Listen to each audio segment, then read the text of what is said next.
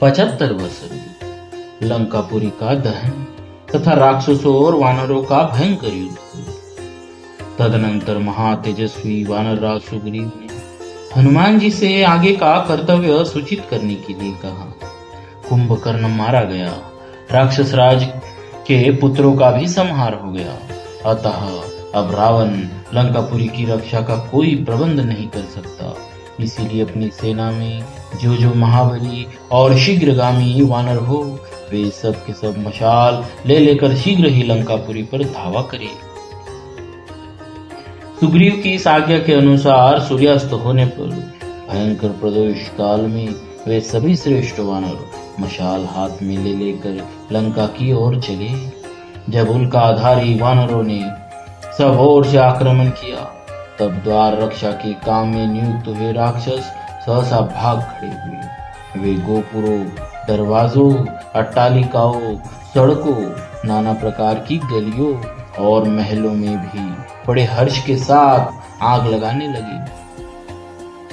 वानरों की लगाई हुई वह आग उस समय सहस्त्र घरों को जलाने लगी। पर्वताकार प्रासाद धराशायी होने लगे।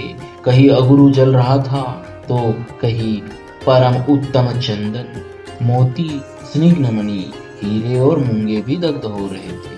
वहां शौम, अलसी और सन के रेशों से बना हुआ वस्त्र भी जलता था और सुंदर रेशमी वस्त्र भी, भेड़ के रोए का कंबल, नाना प्रकार की ऊनी वस्त्र, सोने के आभूषण और अस्त्र शस्त्र भी जल रहे थे। घोड़े के गहने, जीन आदि उपकरण जो अनेक प्रकार और विचित्र आकार के थे, दग्ध हो रहे थे।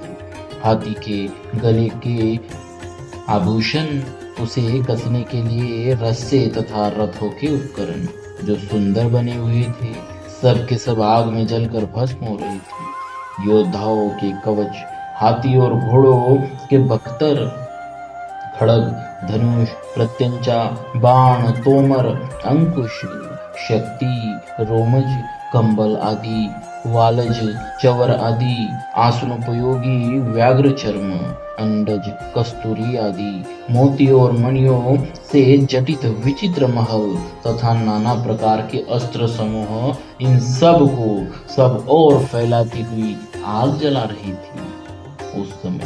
उस समय अग्निदेव ने नाना प्रकार के विचित्र गृहों को दग्ध करना आरंभ किया।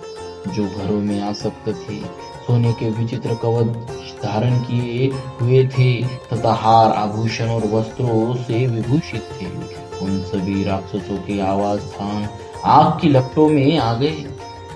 मदिरापान से जिनके नेत्र चंचल हो रहे थे, जो नशे से विवल हो लड़खड़ाते हुए चलते थे, जिनके वस्त्रों को उनकी प्रेयसी स्त्रियों ने पकड़ रखा था, जो शत्रुओं पर कुपित थे, जिनके हाथों में गदा, खड़ग और शूल शोभा पा रहे थे, जो खाने पीने लगे थे, जो बहुमूल्य शैयाओं पर अपनी प्राण वल्लभाओं के संग शयन कर रहे थे, तथा जो आग से भयभीत तो अपने पुत्रों को गोद में लेकर सब और तीव्र गति से भाग रहे थे। ऐसे लाखों लंकावासियों को उस समय अग्नि ने जलाकर भस्म कर दिया। वह आग वहां रह रहकर पुनः प्रज्वलित हो उठती थी, जो बहुत मजबूत और बहुमूल्य बने हुए थे, गंभीर गुणों से युक्त थे। अनेकानेक ढोड़ियों, परकोटों, आंतरिक गृहों, द्वारों और उपद्वारों के कारण दुर्गम प्रतीत होते थे, जो सुवर्ण निर्मित अर्धचंद्र अथवा पूर्ण चंद्र के आकार में बने हुए थे, के कारण बहुत ऊंचे दिखाई देते थे। विचित्र झरोखे जिनकी शोभा बढ़ाते थे, जिनमें सब और सोने बैठने के लिए शैया आसन आदि सुसज्जित थे, मणियों और मूंगों से जटित होने के कारण जिनकी विचित्र शोभा हो रही थी, जो अपनी ऊंचाई से सूर्यदेव का स्पर्श सा कर रहे थे, जिनमें क्रौंच और मोरों के कलरव, वीणा की मधुर ध्वनि तथा भूषणों की झनकारें गूंज रही थी, और जो पर्वताकार दिखाई देते थे, उन सभी गृहों को प्रज्वलित आग ने जला दिया। आग से घिरे हुए लंका के बाहरी दरवाजे ग्रीष्म ऋतु में माला मंडित मेघ समूह के समान प्रकाशित होते। अग्नि की लपटों में लिपटे हुए लंकापुरी में मकान दावाग्नि से दग्ध होते हुए बड़े बड़े पर्वतों के शिखरों के समान जान पड़ती थी। सतमहले भवनों में सोई हुई सुंदरिया जब आग से दग्ध होने लगी, उस समय सारे आभूषणों को फेंक कर हाय हाय करती हुई उच्च स्वर से चित्कार करने लगी। वहां आग की लपट में आए हुए कितने ही भवन इंद्र के वज्र के मारे हुए महान पर्वतों के शिखरों के समान धराशायी हो रहे थे। वे जलते हुए गगनचुंबी भवन दूर से ऐसे जान पड़ते मानो हिमालय के शिखर सब और से दग्ध हो रहे हो।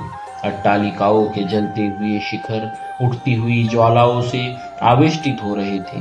रात्रि में उनसे उपलक्षित हुई लंकापुरी खिले हुए पलाश पुष्पों से युक्त सी दिखाई देती थी। हाथियों को अश्वाध्यक्षों ने अश्वों को भी खोल दिया था। वे इधर उधर भाग रहे थे। इससे लंकापुरी प्रलय काल में भ्रांत होकर घूमते हुए ग्राहों से युक्त महासागर के समान प्रतीत होती। कहीं खुले हुए घोड़ों को देखकर हाथी भयभीत होकर भागता था, कहीं डरे हुए हाथी को देखकर भी घोड़ा भागने लगता था।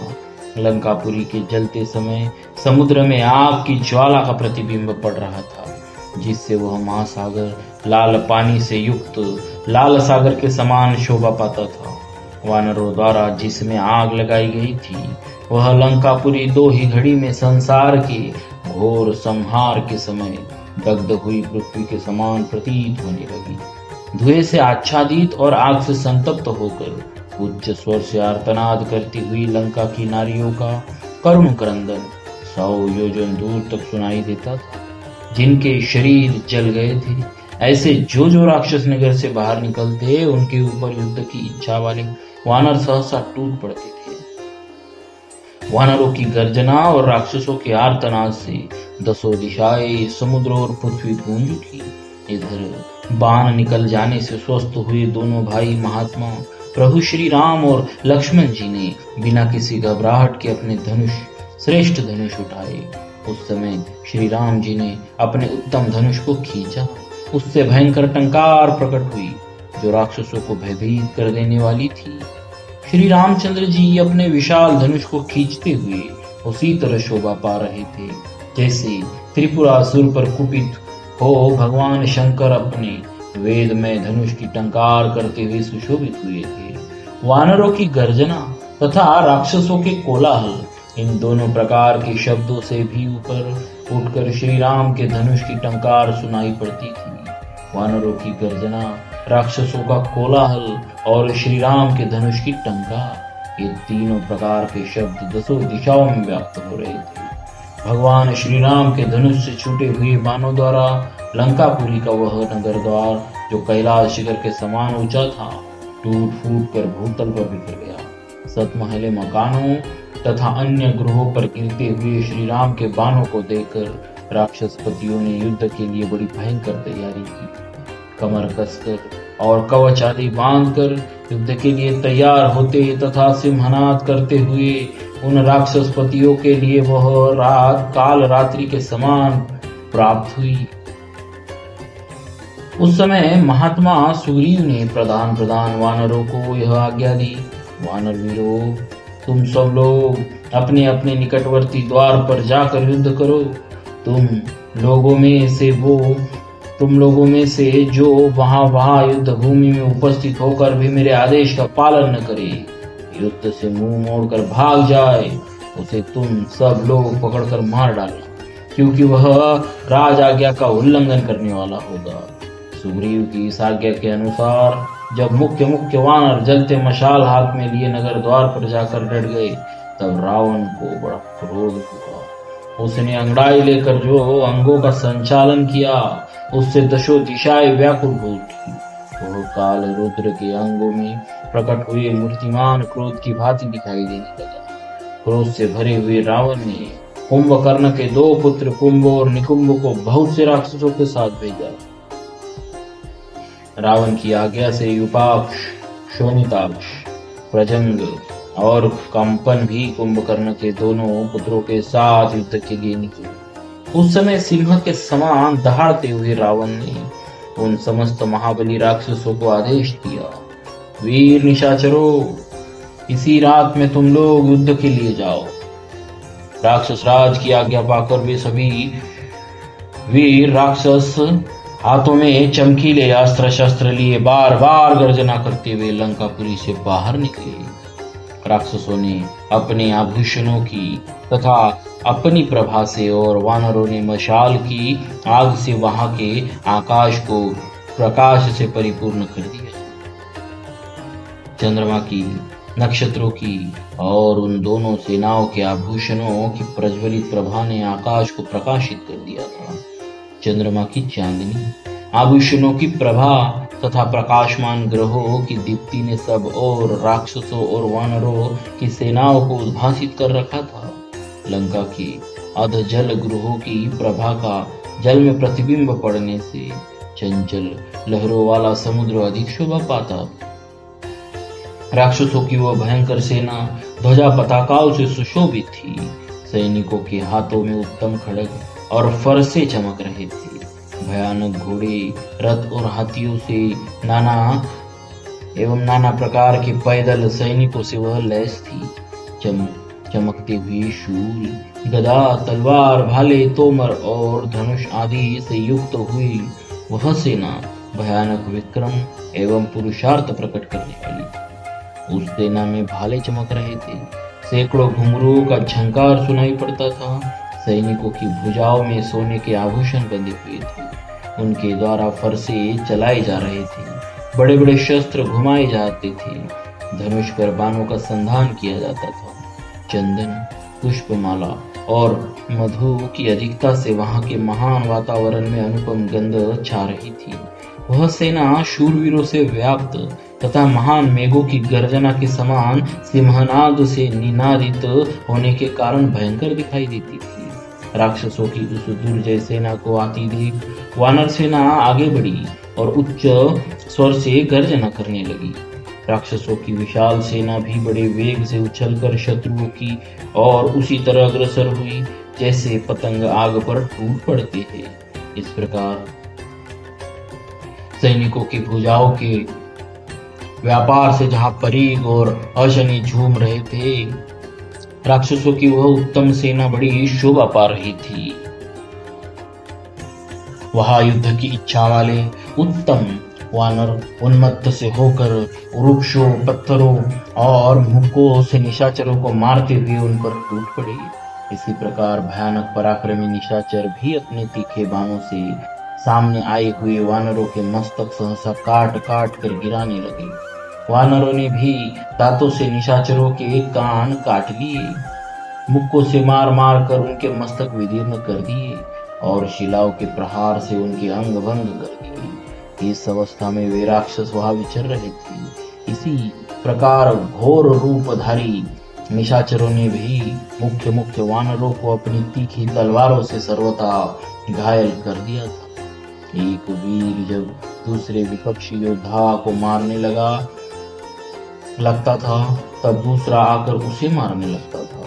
इसी प्रकार एक को गिराते हुए योद्धा को दूसरा आकर धराशायी कर देता था।